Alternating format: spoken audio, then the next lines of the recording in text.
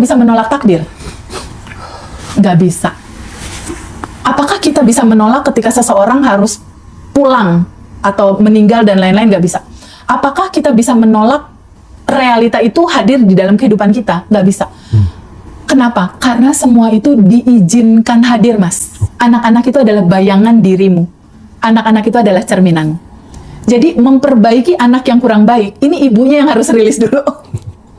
Ini salah satu kunci yang aku jarang banget Mas Hendra ceritain ke banyak teman-teman.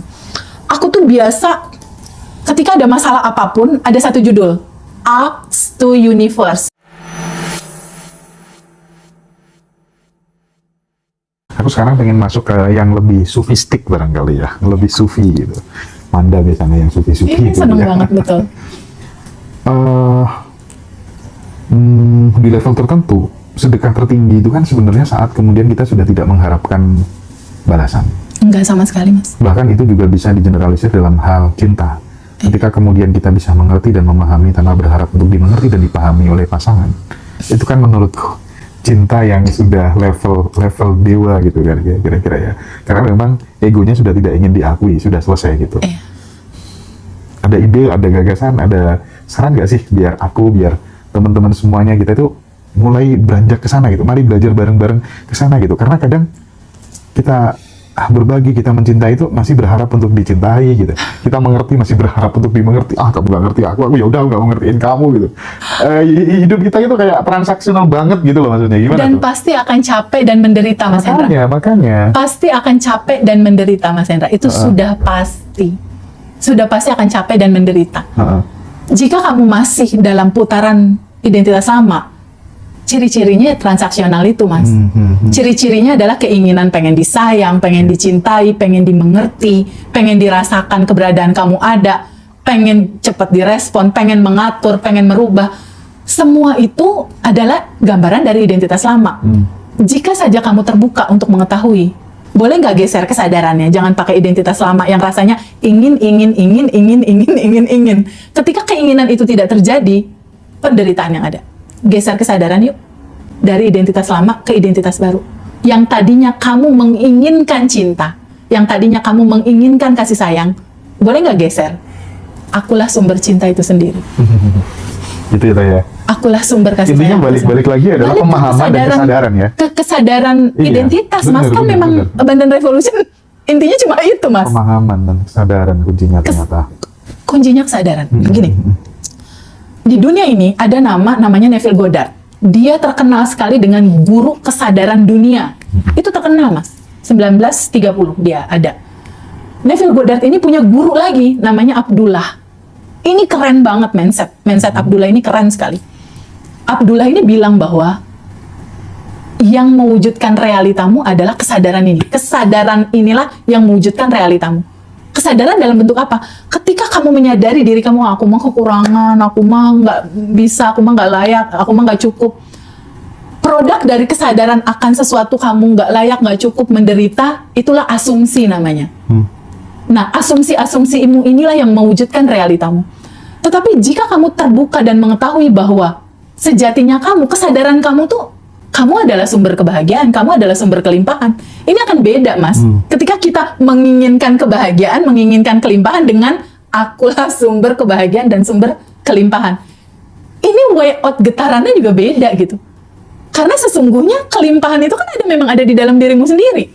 Jadi kamu nggak perlu berlari mencari goalsmu. Orang goalsmu ada di dalam. Caranya gimana? Mulailah dengan duduk tenang, merasakan siapa dirimu, sejatimu.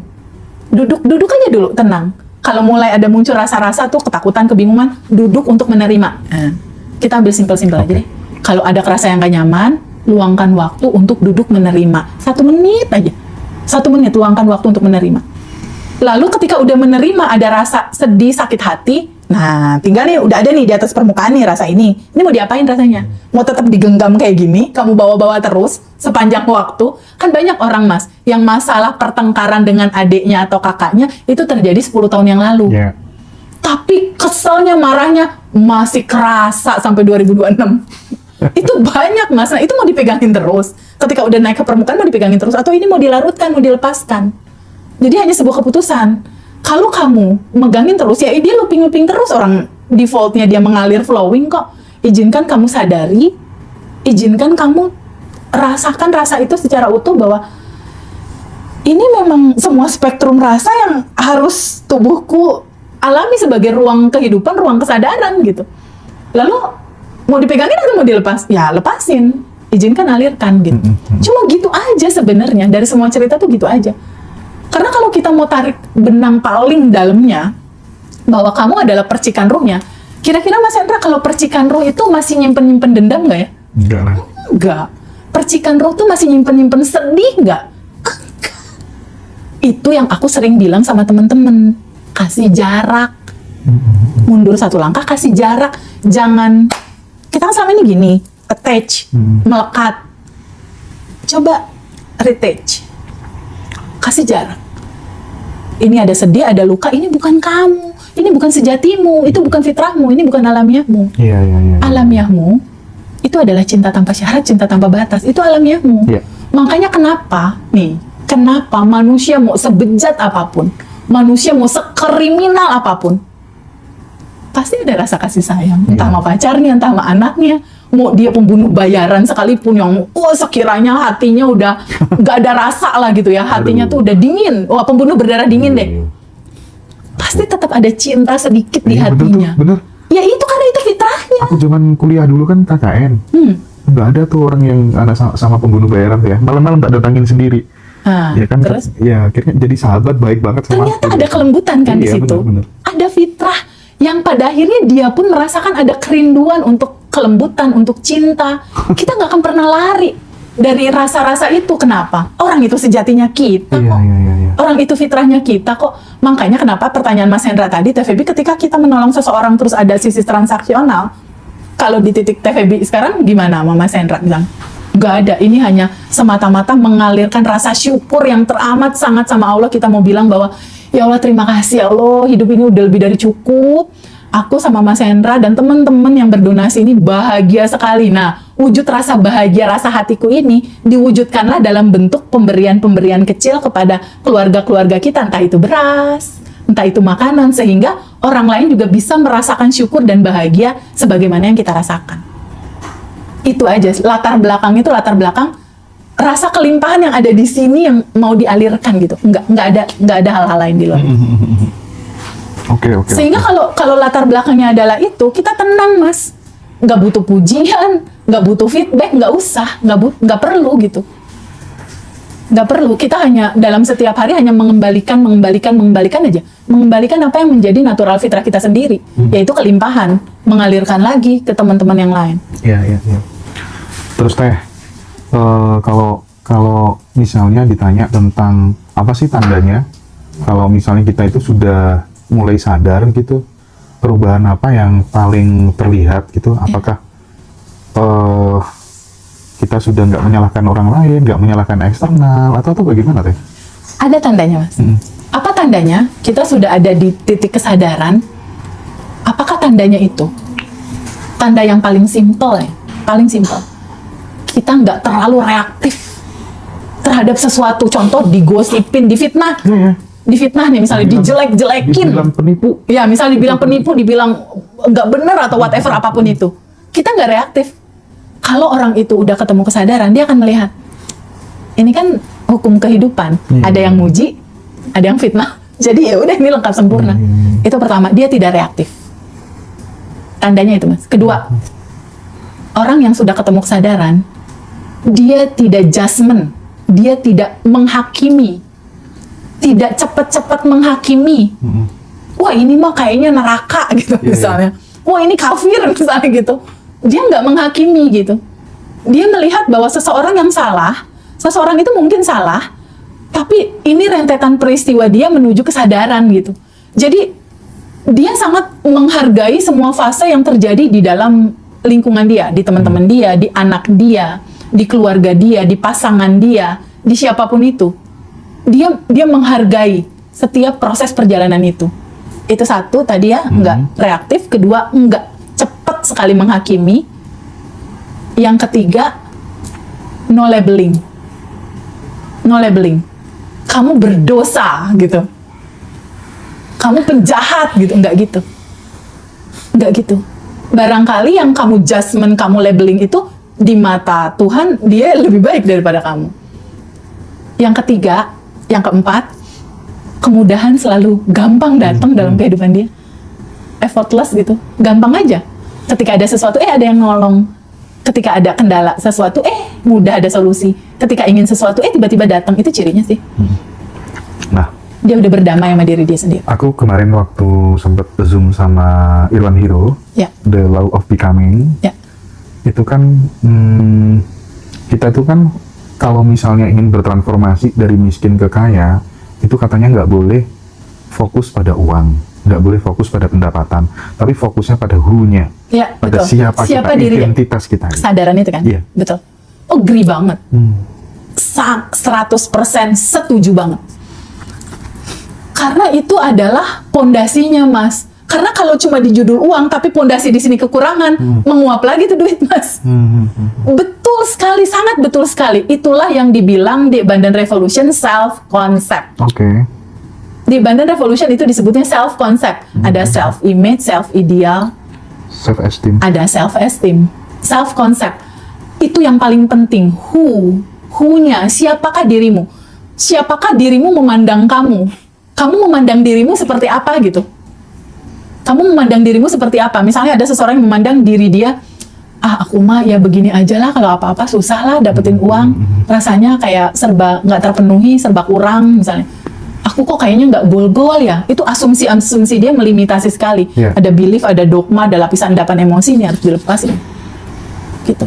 Jadi memang itulah esensinya. Iya, oke. Itu yang dibilang yang tadi aku ulas. Gurunya Neville Goddard bilang, kesadaran menciptakan realita. Ini memantul dalam realita. Karena inilah yang melatar belakangi gerak kamu. Ya, oke. Nah, sekarang kita ini masuk ke pertanyaan yang sebenarnya kalau dipraktikkan tuh nggak mudah. Ya, Mungkin TVB mudah ya. Skill memaafkannya mungkin sudah tingkat tinggi ya. Karena masih banyak sekali teman-teman tuh yang kenapa sih aku kok sulit sekali memaafkan gitu. Kenapa oke. gitu ya. Padahal sebenarnya ya hati itu pengennya damai gitu. Iya, iya. Tapi ego ini loh. Gimana tuh Teh? Kalau teman-teman masih ada di titik kenapa ya aku memaafkan tapi sulit sekali. Nggak apa-apa, Mas. Di posisi itu aja dulu. Oke. Nggak apa-apa. Dinikmati, diterima di fase Iya, itu gitu iya, ya. iya. Nggak usah dilawan gitu ya. Nggak Iya, apa-apa. iya, iya. Di situ aja dulu. Nanti ada titik kesadarannya kok dia bertumbuh untuk capek ya kayak gini gitu loh, Mas. Sampai dengan sendirinya kalau kata Sim kemarin nih. Akan sampai dengan sendirinya. Jadi kalau gini loh, masing-masing orang, Mas Hendra, itu punya spiritual awakening beda-beda. Betul. Ada jam alarm spiritual awakeningnya beda-beda. Kita nggak bisa paksain. Kita nggak bisa paksain, Habib kamu harus berjiwa besar, Habib. Kamu harus mengikhlaskan, kamu harus melarutkan emosi, kamu harus memaafkan. Kalau umurnya masih segini, dia juga belum siap tubuhnya, kesadarannya menuju ke situ. Apapun itu, flowing aja sih kalau menurut aku. Lewati aja. Kalau Oke. kamu lagi bete, ya udah bete aja dulu, nggak apa-apa. Belum jalanin daily rutin, nggak apa-apa. Toh ujung-ujung kalau dia menggenggam kan nanti looping kan, yang mentok-mentok dia juga kan. Mentok lagi. Ketemu mentok terus, ujung-ujungnya dia sadar-sadar lagi. Iya Ntar. sih, betul. Jadi nggak apa-apa teman-teman. Tapi kalau di titik dia udah mulai bilang gini, Teh Feby, tapi ini aku gimana ya? Kalau aku nggak memaafkan, nanti ini looping terus, Teh. Aku mulai berpikir untuk gimana ya caranya merubah ini. Nah, itu mulai lahir kesadaran. Itu tanda bagus itu, Itu udah sinyal yang sangat bagus sekali untuk kamu mulai terbuka untuk pindah track dari identitas lama ke identitas baru gitu. Ya. Ini aku mulai bacain pertanyaan teman-teman yang live di TikTok Teh. Ya, oke, silahkan Mas. Ada 1.700 yang stay mendengarkan Teteh. Oke. Apakah saya harus memaafkan penipu yang membuat ekonomi rumah tangga saya hancur Teh? Oke. Nah, itu Teh. Teh Feby, apakah saya harus memaafkan penipu yang membuat rumah tangga saya hancur, Teh? Gini, teman-teman, perenungannya. Nih, buat Mas Hendra sama aku ya, perenungannya gini. Apakah kita bisa menolak takdir? Nggak bisa. Apakah kita bisa menolak ketika seseorang harus pulang atau meninggal dan lain-lain? Nggak bisa. Apakah kita bisa menolak realita itu hadir di dalam kehidupan kita? Nggak bisa. Kenapa? Karena semua itu diizinkan hadir, Mas. Oke. semua itu diizinkan hadir for the best reason. Untuk sebuah reason atau alasan yang pasti ada sesuatu yang baik di balik itu. Oke. Perenungan pertama itu ya, bahwa kita tidak bisa menolak ketika sebuah realita itu memang harus terjadi dalam kehidupan kita. Itu nggak bisa tolak. Itu pertama perenungannya. Kedua, sadari sebagaimana di dalam, seperti itulah yang di luar. Betul. Itu rumus. Ya, ya. Hukum cermin ya. Sebagaimana di dalam, seperti itulah di luar.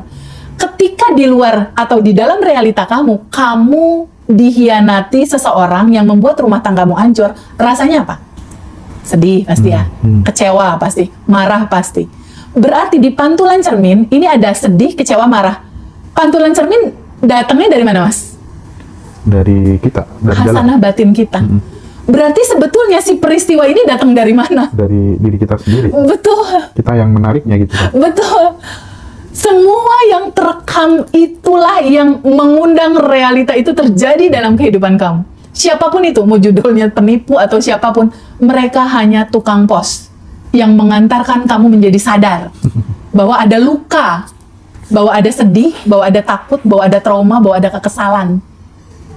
Sedih, luka, trauma, takut, dan kekesalan ini itu muncul di pantulan realita hidupmu. Sebagaimana di luar, seperti itulah di dalam. Jadi ketika realitanya kamu masih ketemu penipu yang bikin kamu marah dan kecewa, realita itu adalah cerminan batinmu. Iya. Cerminan isi di dalam jiwamu, ada peristiwa apa aja di masa lalu. Kalau kamu tahu itu nggak enak, selesaikan. Kalau kamu tahu itu nggak enak, duduk untuk menerima. Karena solusinya teman-teman semua, simpel sekali. Duduk untuk menerima. Aku ketipu, aku kesel, aku marah. Nggak apa-apa, Mas, boleh. Aku marah, aku kesel sama penipu itu kurang aja, nggak apa-apa, luapin aja. Alirin aja, alirin. Mau nangis, gogoakan, wah nangis gitu. Sehari semalam misal, nggak apa-apa, Mas. Akui aja rasa itu ada. Aku lagi kecewa, akui aja. Aku lagi marah, nggak apa-apa, udah alirin aja. Karena ini pesan semesta yang terwujud dalam realita hidupmu, yang sebetulnya PR ini tuh minta diberesin gitu, minta diselesain. Dia tersimpan di bawah sadar kamu, nggak bisa ngalir. Muncullah peristiwa-peristiwa itu, sesuatu yang nggak pernah kamu terima selama ini. Sama kayak anak kecil lah, Mas, anak aku lah, Muhammad Al-Fatih nih. Ketika ibunya nggak perhatiin dia, ibu iya nak sebentar. Ibu iya nak sebentar, bentar lagi dia guling-guling tuh, Mas, depan aku. Nggak, aku abaikan juga nih, aku tolak. Itu bantal sofa dilempar-lemparin sama dia. Itu kan sama kayak cerita lupingan. Yeah. Pertama kecil kita nggak untuk ngeberesin, untuk duduk menerima. Jadi 2 kali lipatnya gede, nggak diterima juga. Jadi 2 kali lipatnya lagi nggak diterima juga. Ini sama, Mas, kisah nyata dari peserta privat online. Di masa lalu dia pernah dibully waktu TK. Dibully waktu TK, pensilnya diambil, pernah dipatah-patahin sama temennya. Anehnya temennya itu selalu ngejek-ngejek dia terus. Nih, bulian di TK itu kan juga nggak tahu cara melepas waktu TK. Terjadi lagi di SMP. Zaman SMP Mas Hendra ngalamin geng-geng gitu nggak? Ada geng yang ganteng, geng yang pintar, ada geng-geng gitu ya. Iya. Nah, dia ngerasa cupu gitu. Cupu tuh maksudnya nggak bergabung di dalam geng-geng itu. Jadi merasa kayak dibully juga tuh waktu SMP. Termarginalkan ya? Iya, termarginalkan. Pada saat kuliah, dia masuk salah satu ini tertentu tuh. Dulu tuh viral banget, Mas, ada apa ya, senior yang ospekin. Oh, itu aku tuh. Aku yang Ospekin balas dendam juniornya tuh. itu parah banget. Sampai waktu itu si alumni ini bilang mau bunuh diri loh. Aku dulu teh, kalau yang tak Dendam berantai Iya. gitu kan jadinya kan. rumput laut mentah tuh aku suruh makan kan. Oke. Nggak mau dia, nggak mau makan kan. Anaknya kan buaya gitu, tak ancam kan tak pukuli perutnya, masuk ke itu teh, masuk ke apa? Masya Masuk ke Allah. puskesmas. Aku merinding teh, wah ini masuk penjara. Masya Allah, Masya Allah. Iya. Tapi alhamdulillah dia nggak sampai meninggal, dan akhirnya dari situ mungkin dia takut atau apa sama aku ya. Tapi kita jadi Teman bersahabat, ya kan? Nah, ini Parah aku mau balik parah cerita. dulu, ya. Berarti kamu seniornya kayak gitu. Iya, karena aku dulu digituin teh. Oh, nah itu Iya. dia. Itu kan sebetulnya kan berantai kan. Kamu digituin, berikutnya aku nanti junior kok tak gituin gitu kan. Nah, ini terjadi nih sama anak ini. Akhirnya si luka, ketakutan, kebingungan, kecemasan, dan rasa tertekan. Nah, rasa tertekan Itu terjadi lagi loh pada saat dia menikah. Terjadi lagi pada saat dia menikah, kebetulan pasangannya itu bekerja di satu lokasi tertentu, dia merasa tertekan sama keluarga dia, tertekan juga sama bosnya. Jadi pada saat aku tracing, aku bilang, bukankah rasa tertekan ini awalnya dari sini ya? Bukankah rasa tertekan pada saat waktu di ospek ini rasanya sama ya? Dia bilang, Allahu Akbar Teh Febi, kok bener ya, kok rasanya sama? Ini adalah sebuah cerita yang belum kamu selesain. Ya ayo kamu selesain. Tapi teh pertanyaannya gini teh, ini kan ada rasa tertekan. Ini kalau aku lihat dia powernya semakin gede teh, kata dia gitu. Ini kan gak diterima nih, pertama looping ke bos dia. Dia merasa tertekan sama bos dia selama 2 tahun. Level tertekannya bisa dikatakan 2. Berikutnya lagi bosnya pindah, ganti bos baru. Tapi tekanan loopingan tertekannya jadi 4. Berikutnya begitu lagi dan gak selesai-selesai. Makanya dia kemarin itu nyari solusi, ini aku harus apa, ketemulah ngaji Rasul. Ketemulah cerita Bandan Revolution Iya, tentang iya. melepaskan itu. Sip. Boleh ikut kelas teteh nggak? Masya Allah. Gimana caranya? Ikut kelas teteh, caranya WhatsApp Mbak Dara. Ya, betul teman-teman. Hubungi admin di Rosso ya teman-teman ya. Teman-teman bisa ikut yang paling rendah dulu, basic dulu.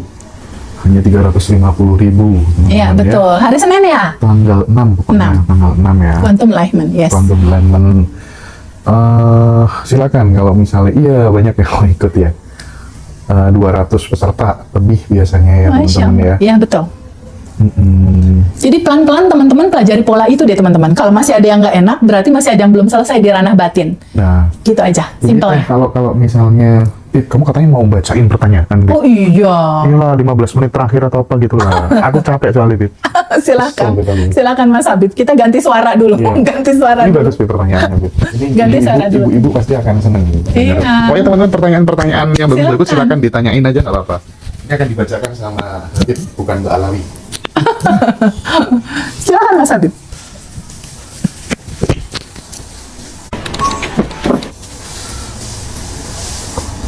Pertanyaan, membaca dari pertanyaan teman-teman, Ya, kalau merubah sifat anak yang kurang baik itu bagaimana? oke. Bagaimanakah cara merubah anak yang kurang baik? Oke. Pertama, pelan-pelan sadari bahwa anak-anak adalah bayanganmu. Anak-anak itu adalah bayanganmu. Anak-anak itu adalah bayangan dirimu. Anak-anak itu adalah cerminanmu. Jadi memperbaiki anak yang kurang baik, ini ibunya yang harus rilis dulu. Karena anak-anakmu adalah pantulanmu. Jadi apa yang kamu rasakan ketika kamu berinteraksi sama anakmu? Kurang baik teh, iya, rasanya apa yang kamu rasakan? Aku sedih teh, aku kecewa teh, aku marah teh, misal gitu ya. 3 kata ini yang harus dirilis. Sadari ada 3 rasa ini, lalu kamu flashback dulu. Di masa kecilnya kamu, pertama kali kamu sedih, kecewa, dan marah kapan? Nah, ketika udah ketemu nih, oh ya, aku melihat bapak dan ibuku berantem. Jadi aku sedih. Aku kecewa sama bapakku misalnya. Nah, rasa itu, izinkan kamu sadari ada, lalu izinkan kamu terima rasa itu. 1 menit aja. 1 menit aja, duduk diem. Duduk diem untuk menyadari rasa itu ada dan menerima rasa itu apa adanya. Kuncinya cuma itu sebetulnya. Sadari dan terima. Setelah itu, pertanyaan berikutnya, mau dipegangin terus atau kamu mau izinkan dilarutkan ke energi cinta tanpa batas? Izinkan dilarutkan teh, ya udah, pakai napas aja ngelarutinnya. Tarik nafas. Tarik nafas lagi. Tarik nafas lagi. Lakukan itu selama 30 hari. Wah, ini bocor halus, Bib. Lakukan itu selama 30 hari. Setelah itu, ada satu lagi yang harus dilakukan. Sending love anakmu. Nah, itu semua ada tuh di materi Bandan Revolution, itu nanti dikasih. Atau kalau teman-teman mau ngerasain kita rilis bareng, yuk kita ketemu Senin. Ada Quantum Alignment Senin. Kita rilis yuk lapisan 8 emosi dirimu, sehingga nanti ketika batinmu masih ada sedih, luka, cemas, takut, itu dirilis, dilepaskan, kan otomatis sudah jadi kosong tuh. Ketika udah jadi kosong, isilah dengan sesuatu yang baru. Bersyukur, berterima kasih, sehingga datanya juga jadi membaru. Ketika batinmu datanya baru, kira-kira pantulannya bakal jadi baru nggak, Mas Habib? Jadi baru deh. Yes. Kira-kira kalau data di sini udah rapi, pantulan cerminan bahasa tubuh si anak bakal jadi berubah nggak? Berubah. Pasti berubah. Dan ini testimoninya sudah sangat banyak sekali. terjadi di alumni. Tadinya anaknya kabur, Mas Habib. Ada satu lagi waktu itu testimoni ibu-ibu, Teh Feby, aku mau dibunuh oleh anakku. Ini kisah nyata, Mas. Beneran kisah nyata, Mas. Nangis-nangis di WhatsApp pakai emotion nangis gitu. Teteh tolong aku mau dibunuh sama anakku. Apa yang harus aku lakukan? Aku dikejar-kejar pakai pisau teh sama anakku. Aku nggak nanya masalahnya apa, aku nggak nanya. Karena aku nggak butuh ceritanya. Aku hanya butuh rasanya. Yang kamu rasakan apa? Sedih teh. Terus yang kamu rasakan apa lagi? Kecewa teh. Yang kamu rasakan apa lagi? Marah teh. Duduk yuk sama rasa itu. Flashback. Ternyata kisah dia dulu pernah pelecehan seksual. Dia duduk untuk menerima dan memaafkan, dia lepaskan, dia sending love anaknya.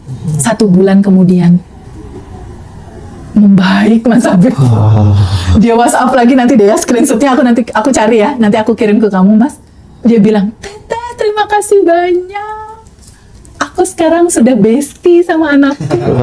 Wah itu Mas Hendra, rasa bahagianya ya di sini tuh yang kayak aku yang ngalamin. Nah kisah-kisah seperti itu yang luar biasa gitu. Jadi ini membuktikan sekali apa yang ada di dalam, seperti apa yang di dalam, seperti itulah yang di luar. Sebagaimana di luar, seperti itulah yang di dalam. Bahwa daleman batinmu lah yang memantulkan realitamu. Jadi sekali lagi aku pengen kasih tahu ke teman-teman semua, di dalam realita kehidupan kita hanya ada kita, lapisan endapan emosi kita, dan Tuhan yang menciptakan kita aja. Nggak usah menyalahkan orang.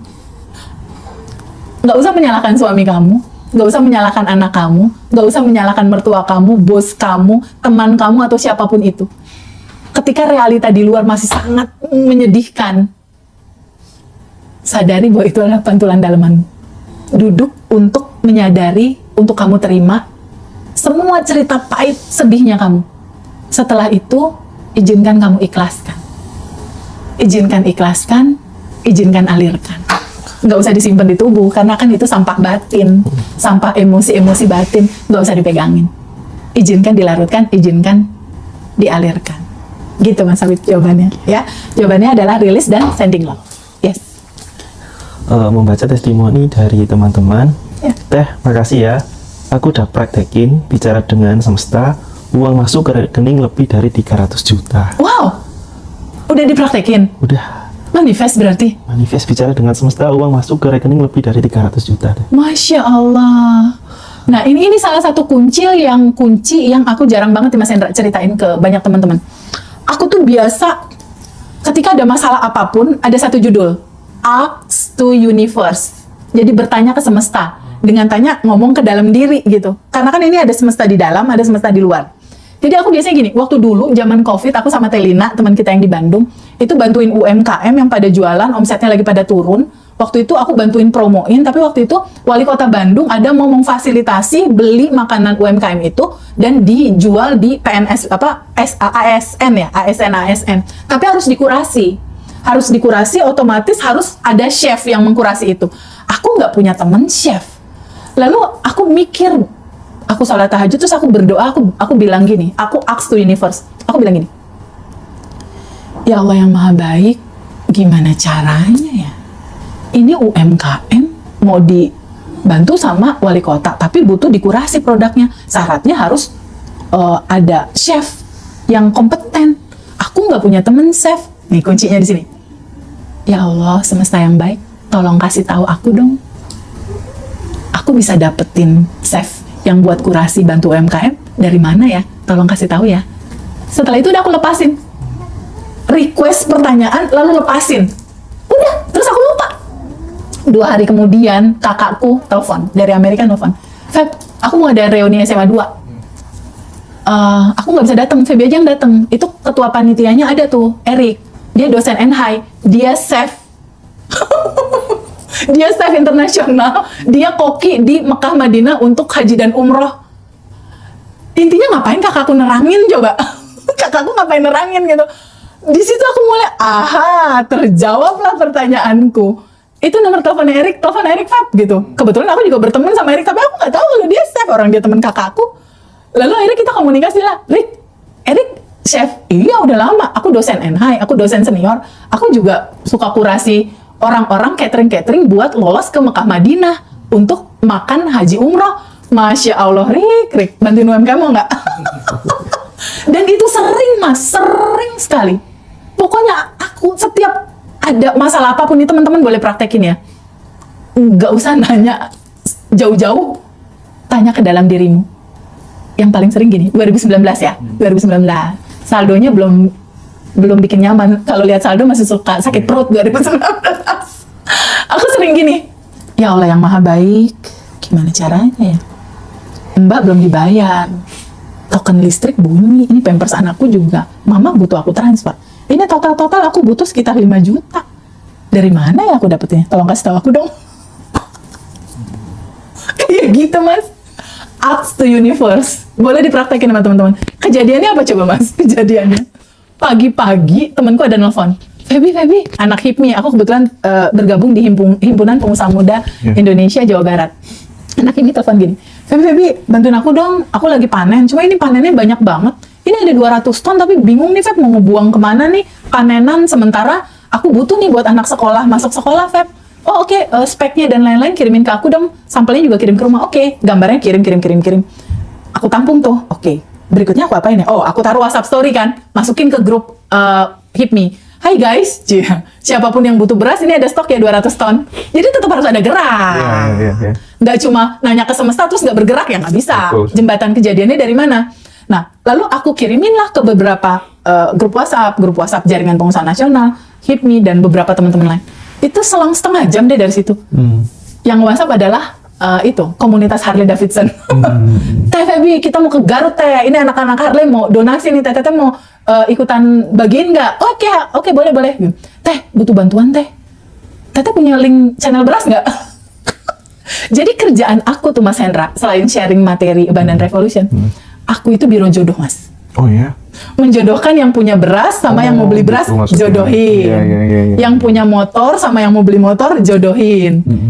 Itulah uang masuk ke dalam rekening aku tuh dari situ sumbernya. Entah itu jual beli motor, jual beli spare part, jual baju, jual beras, jual perusahaan juga pernah gitu. Rumah, tanah, apa aja deh Mas aku. Dari situ tuh. Jadi cuma Ask to Universe. Berikutnya apa yang terjadi? Teman aku yang punya beras transfer aku 2,5 juta. Teman aku yang beli beras aku nggak minta transfer aku 2,5 juta, 5 juta. Pas seperti apa yang diminta. Iya. Berikutnya aku kuantum jamin lagi 10 juta nanya lagi gimana caranya ya 10 juta masuk. Kejadiannya apa coba? Temen ada yang mau beli Harley. Temen ada yang mau jual Harley. Ya udah aku jodohin. Fee-nya 10 juta. Aku tuh kayak gitu Mas. Maksudnya modalnya lumayan penuh. Iya. Kenapa effort plus? Tabungan semestanya cukup Mas. Jadi hari-hari yang dilakukan itu konsentrasi aja sama banyakin mengalirkan, banyakin melangsungkan kebaikan, banyakin rasa gembira, rasa kelimpahan, rasa syukur, itu aja. Bahan bakarnya itu cuma dirasa syukur kok sebetulnya. Oke ya teman-teman semuanya ya. Saya terakhir ini mungkin komentar dari Teh Feby ya. Kalau aku dulu waktu masih sekolah, waktu masih kuliah itu kan sering menguji kebesaran Tuhan gitu ya. Iya. Aku pokoknya besok mau rezeki yang tidak aku duga-duga datangnya gitu. Kayak gitu tuh kalau pas tahajud tuh udah puluhan kali barangkali gitu. Dan kok ya terus polanya sama gitu. Sama, polanya terjadi Mas? sama. Terjadi dan itu polanya sama. Sehingga senjata aku waktu itu ya tahajud. Waktunya orang pada tidur, ya Allah aku berikanlah aku rezeki dari arah yang gak aku duga-duga datangnya. Maksudnya tuh dari arah yang gak aku duga-duga datangnya tuh biar aku tuh makin yakin keberadaan dia gitu kan. Bahwa dia tuh mendengarku gitu kan. Nah terus itu kan berulang-ulang terus. Tapi sebelum akhirnya kemudian naik levelnya tuh agak melejit, itu tuh selalu dikasih ujian gitu. Ibaratnya tuh kayak sesuatu hal yang bikin kita naik tangga gitu. Kenapa sih kok perlu gitu? Nggak langsung naik aja gitu? Kenapa harus ngadepin ujian? Atau setiap polanya, kalau aku polaku kayak gitu ya. Soalnya selalu ketika kemudian mau dapat sesuatu yang berkah, yang besar gitu, mesti disuruh sakit hati dulu lah, atau apalah, kayak gitulah. Hal yang nggak disukai datang, kalau kita nggak salah, kayak gitu. Kenapa? Atau jangan-jangan sudah menjadi program gitu? Itu beliefmu Mas. Oh, oke. Itu beliefmu Mas, itu dilepas. Karena nggak semua orang mengalami fase kayak kamu. Kalau aku kebetulan fasenya prihatinnya dihabisin di awal. Oh, oke. Prihatin abis tuh di awal gitu. Kesininya ya udah gitu aja berjalan. Oh, ya. Itu polamu, karena kamu berulang kali tadi ngomong ini programku, polaku begini, kenapa begitu, boleh nggak diputus? Iya, Itu cerita lama aku. Oke. Aku yang sekarang yang seru-seru aja deh, Iya, berjalan ke depan gitu. Oke. Itu beliefmu, itu polamu, itu datamu, Ya, lepasin. Itu cerita lamamu. sahabat, luar biasa sekali. Ini percakapan saya terakhir selama di Bandung. Yes. Terima kasih banyak, Teh Peggy. Kita nanti ketemu di tanggal 6, teman-teman yang mau Iya, daftar betul. Quantum Alignment. Tanggal 6 jam 7 malam ya. Iya. Biayanya hanya 350.000 aja, teman-teman. Silahkan join, hubungi Mbak Dara di nomor itu, yang mau bukunya Mas Ari PH, yang mau audio, yang mau Buku ini 3 buku, goals, buku goals. syukur, dan buku Buku asumsi. Ya. Itu harganya sekitar 250.000, udah free ongkir ya. Yes. 225 gitu. Nah, silakan teman-teman bisa kontak Mbak Dara langsung. Yang mau daftar Rioni, teman-teman silakan intensi dulu ya, karena Rioni terbatas sekali, dan biasanya kalau Rioni itu pasti full ya, pasti sold out ya. Itu Teh ya, terima betul kasih sekali. banyak. Ada pesan Terima terakhir? kasih. Pesan terakhir adalah apapun situasi teman-teman saat ini, izinkan kamu mensyukurinya.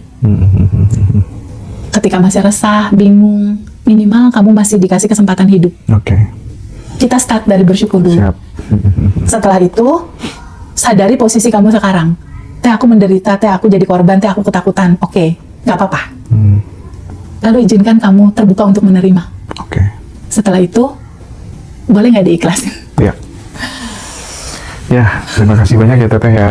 Terima kasih banyak Thank you teman-teman ya. semuanya. Sampai ketemu di hari Senin. Kita ada Quantum Alignment. Kalau ada yang mau cepet-cepet latihan rilis, boleh banget. Kita ada Quantum Jam bersama. Nanti boleh kita lepasin.